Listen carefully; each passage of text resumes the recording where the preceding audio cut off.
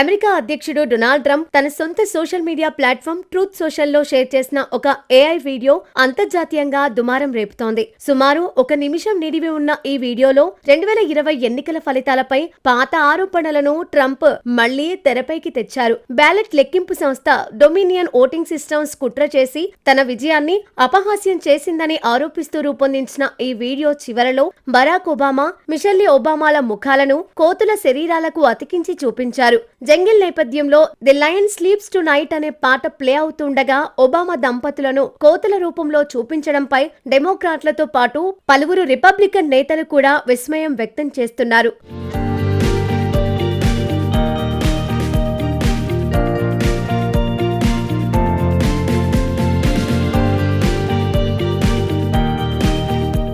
నల్ల జాతీయులను కోతులతో పోల్చడం అమెరికా చరిత్రలో అత్యంత హేయమైన జాతీయ అహంకార చర్యగా పరిగణిస్తూ ఉంటారు. ఈ ఘటనపై కాలిఫోర్నియా గవర్నర్ గవిన్ న్యూసన్ తీవ్రంగా స్పందిస్తూ ట్రంప్ ప్రవర్తన అత్యంత అసహ్యకరంగా ఉందని మండిపడ్డారు. అధ్యక్షుడి తీరు జుగుప్సాకరంగా ఉంది. ప్రతి రిపబ్లికన్ నేత దీనిని బేషరతుగా ఖండించాలి అని ఆయన డిమాండ్ చేశారు. మరోవైపు ఒబామాకు అత్యంత సన్నిహితుడైన మాజీ భద్రతా సలహాదారు బెన్ రోడెస్ ఘాటుగా స్పందిస్తూ ట్రంప్ అమెరికా చరిత్రలో ఒక మారని మచ్చగా మిగిలిపోతారని విమర్శించారు. భవిష్యత్తు తరాలు ఒబామాను గొప్ప నాయకుడిగా గౌరవిస్తాయని, కానీ ట్రంప్ ఆయన జాతీయాహంకార అనుచరులను చరిత్ర ఇసడించుకుంటుందని ఆయన వ్యాఖ్యానించారు. నల్ల జాతీయుల హక్కుల కోసం పోరాడే ఎన్ఏఏసీపీ సంస్థ కూడా ఈ వీడియోను అత్యంత నీచమైనది అని అభివర్ణించింది.